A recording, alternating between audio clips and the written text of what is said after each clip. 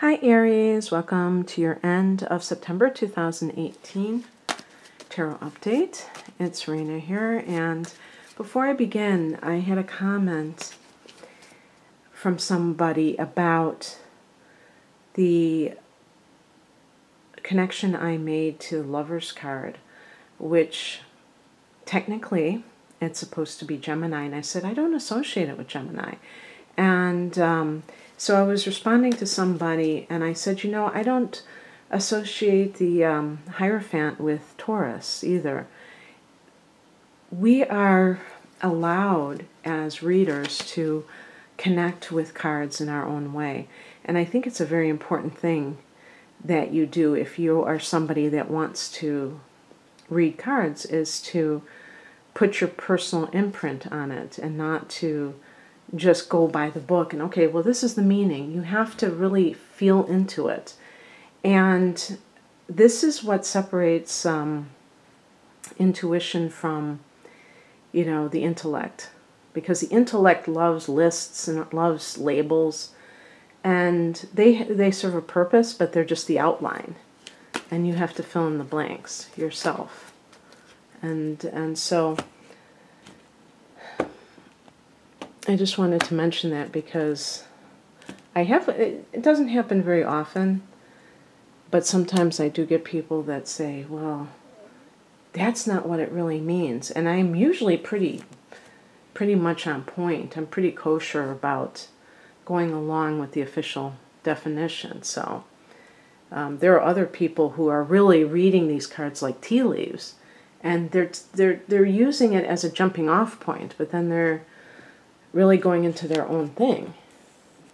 So it's very interesting how this works. So let's see here. Oh.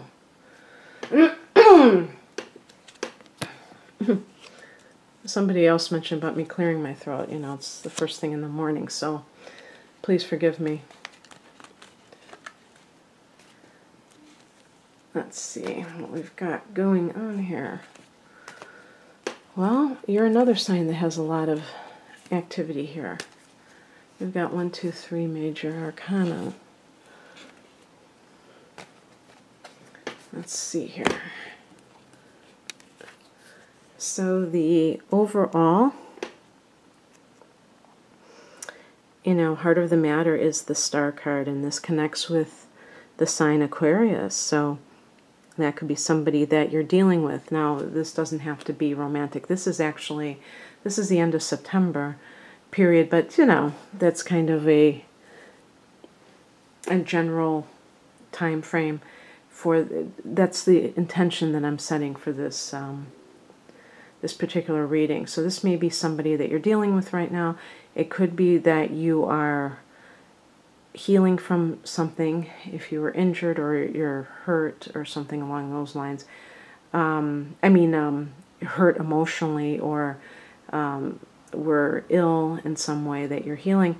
But this is, to me, inspiration first and foremost. Like, you know, the healing that comes when you receive a sign that something is okay. Like maybe if you lost somebody, and there was some kind of a sign that proves to you that they really are still with you and not completely gone forever, and something along those lines. And so it's kind of like, they always say, hope restored. And there's a train, and on the weekend it seems like the trains are even more active because these are the freight train, so hopefully that's not going to be a 10-minute train. I try to, you know, start these when there is no train, but, you know, they can come at any time. The foundation card here is the Empress, and this connects with, you know, motherhood, and this is the feminine principle, the mother archetype, but also the Earth Mother, Taurus, Libra, and creativity and love. So I was even thinking, like, for someone who had wanted to conceive, and they've been trying and trying, and they finally are able to. That might be what's going on here. Also, perhaps wanting to be in a, this is more of not just being in love. There's a lot of love in this reading. So I'm thinking that this might be more of the theme than some kind of career matter. I guess it can be, especially if the career is more on the creative side, because the Empress is more about creativity. And maybe that has been a long-held dream of yours, is that you've wanted to do something creative instead of whatever it is that you're doing. I think it's really hard for people who are artistic, because you may feel like you can't make a living from what your talents are, and so you do this other job and it doesn't inspire you. So you might have something that can inspire you. And what crosses you is the Three of Wands. This is a card of expansion, and Aries, you are associated with a card like this because of the wands being fire, and 3, just like the Empress, 3. I mean, that's a number of creating something, including a child.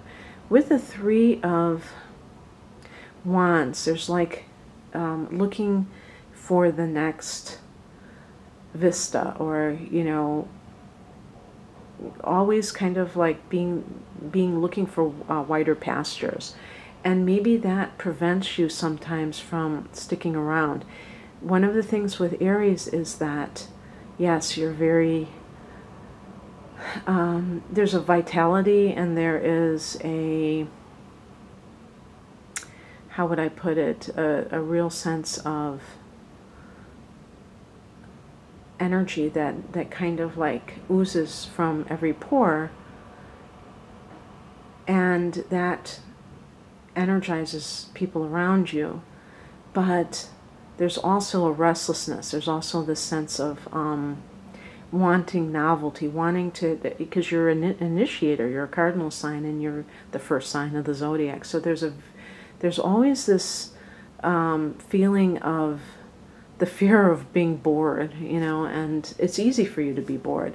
So with the 3 of Wands, you may feel like in order to be in a relationship, especially if you might want children, but you're afraid of being tied down, that could be what this card represents, because you may feel like I'm not going to have freedom of movement. I can't just up and leave. And the truth is that you may find that if you create a certain structure for yourself, you might actually be able to do just that. I mean, you could work for yourself, you could just downsize to the point where you're very mobile and that you don't have a lot of obligations. There are so many things that you can do if you really plan for it and think about it. But you're the kind of person that doesn't necessarily like to do that. You kind of like to be spontaneous. And if you really want something badly enough, it pays to think about, how can I make this happen? And like with a creative career, there are people who, what they do is they really live simply, and you've heard the simplicity movement. What do they call it? Minimalism. That's a rebranding, but the same thing. And there's a book that is called Your Money or Your Life, and it's a very interesting book. I read that years ago about this, and if nothing else, it can help you to, look at it in a different way, because with Aries, there's a lot of times there's a sense of wanting to, liking to just blow money a lot, and that expansiveness to be able to do it, to have that ability to do it. But then ultimately you may feel kind of claustrophobic because you have to be in a certain place, working somewhere that you don't want to work. And that can be kind of a two-edged sword. The ability to have a lot of money at your disposal, but then how do you get that money? You have to sell your soul or, you know, feel confined. So the Three of Wands is an entrepreneurial card. So there may be something that you're trying to create along those lines, and you feel that sense of, I don't know, it not getting, maybe you feel like doubt about it, but I do sense that it's kind of like going back and forth, because with the Star, you are kind of healing those attitudes. Sometimes it can just be indoctrination of what people have taught you about how you're supposed to earn money and things like that, about being, you know, is being an artist, you know, really having a job and things like that. But in your personal life, this could be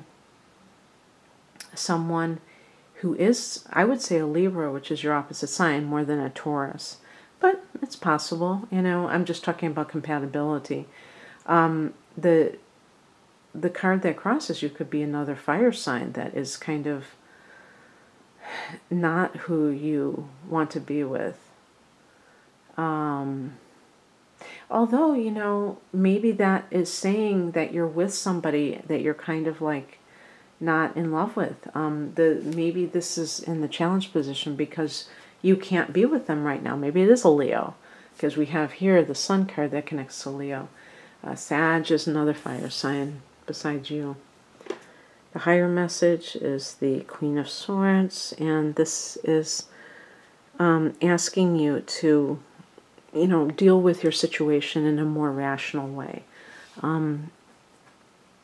You tend to get emotional, not in the same way a water sign person does, but in your way. And sometimes when we get like very riled up about something, especially when it's about love, because love can kind of lead people astray and get them to sometimes live in a kind of a fantasy or something like that.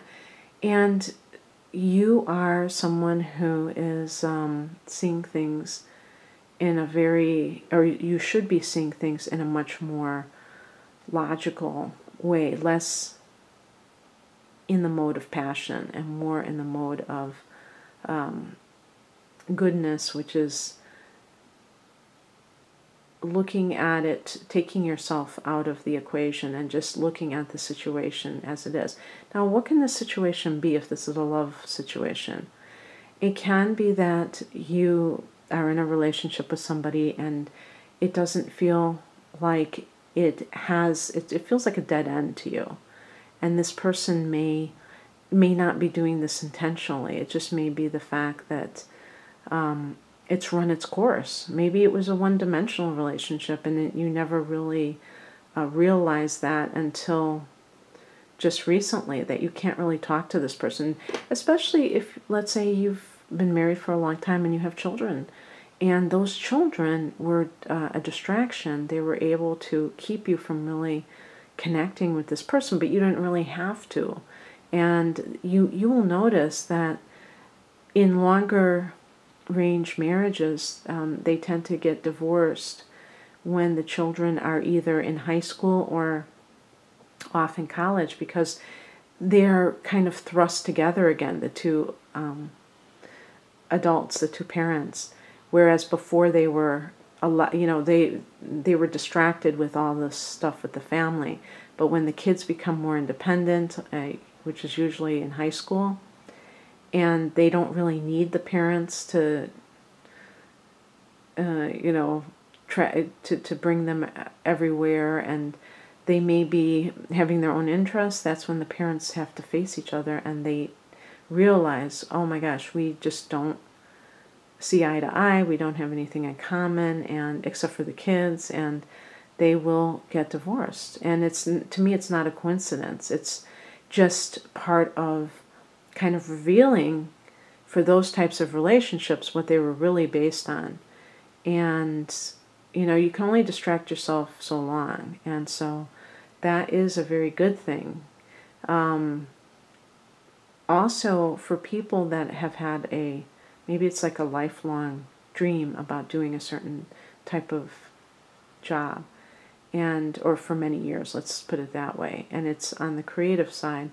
Something maybe it's already, you've been given this,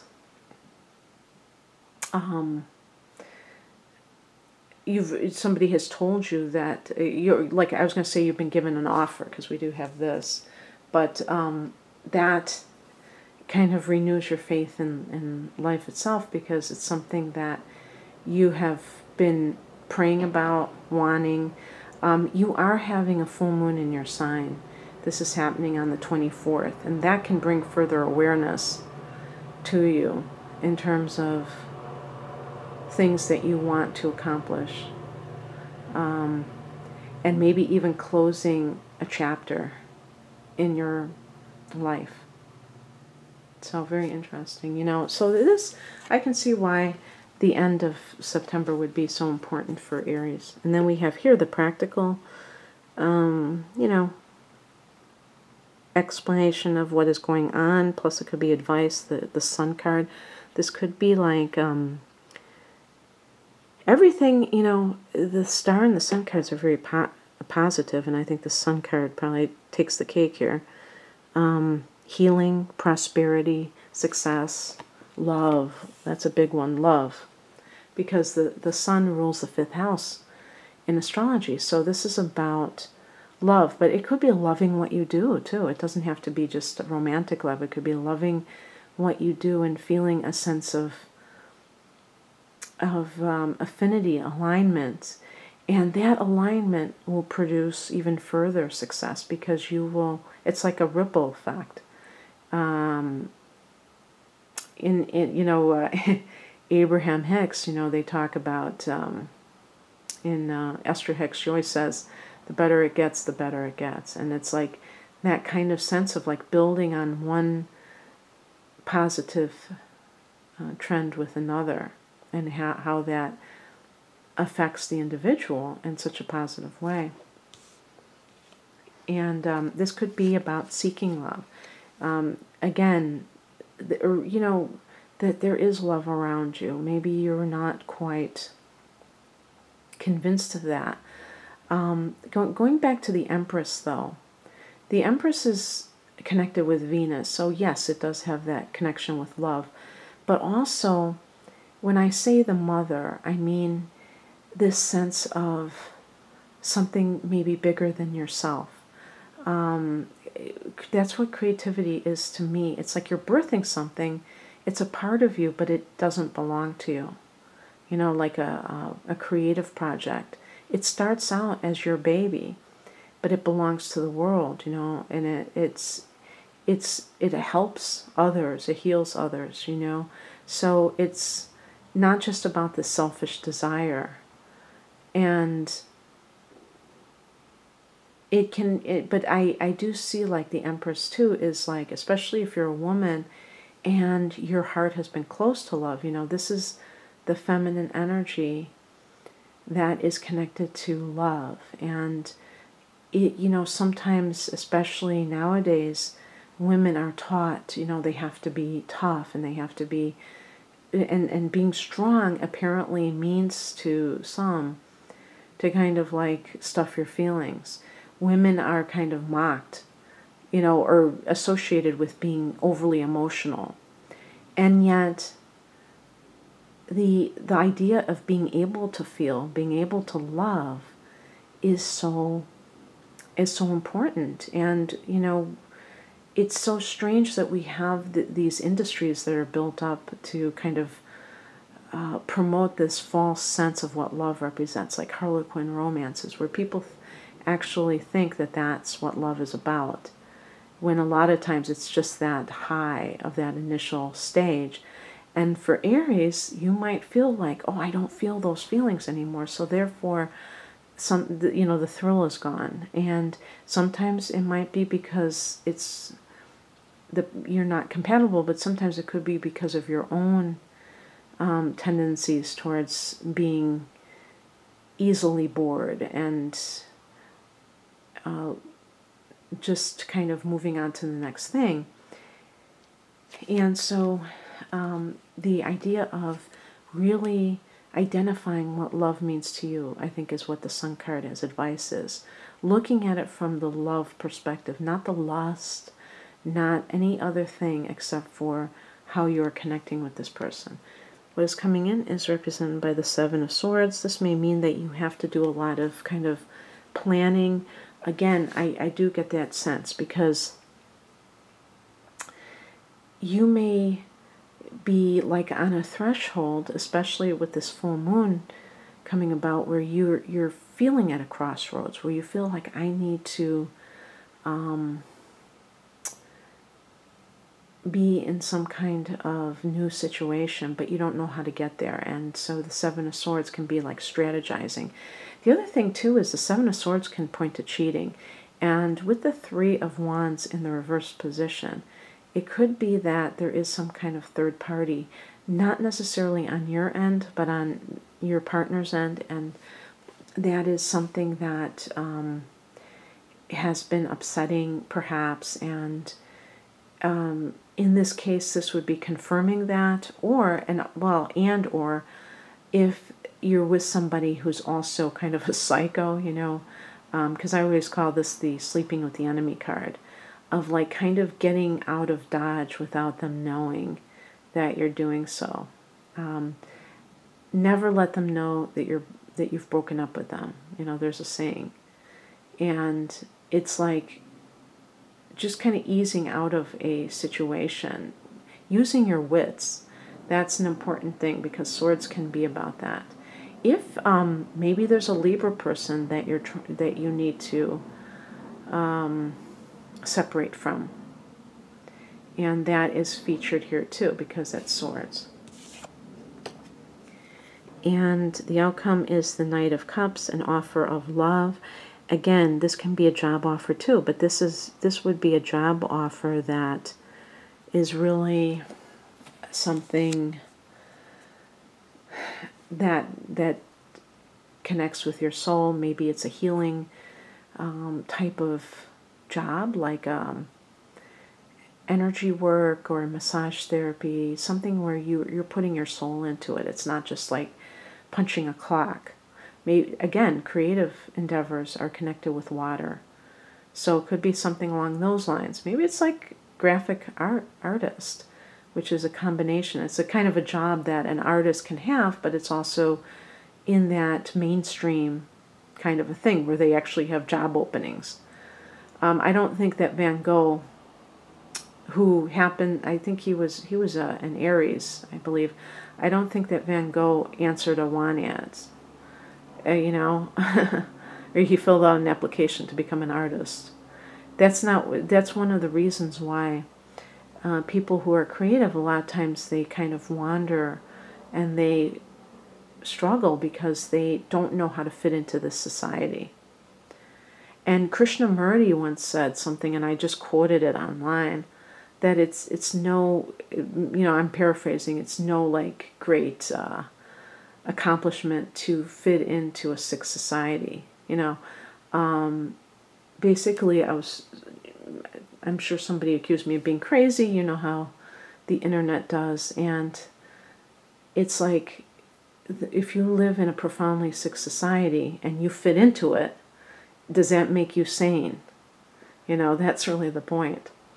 So anyway, that could be also some kind of connection with a love partner, the knight in shining armor, the person who is the right one for you. But it's like a romantic thing. It's not like a wands type of a vibe that's, you know, really more the passion or the physical attraction. It's the soul connection, let's put it that way.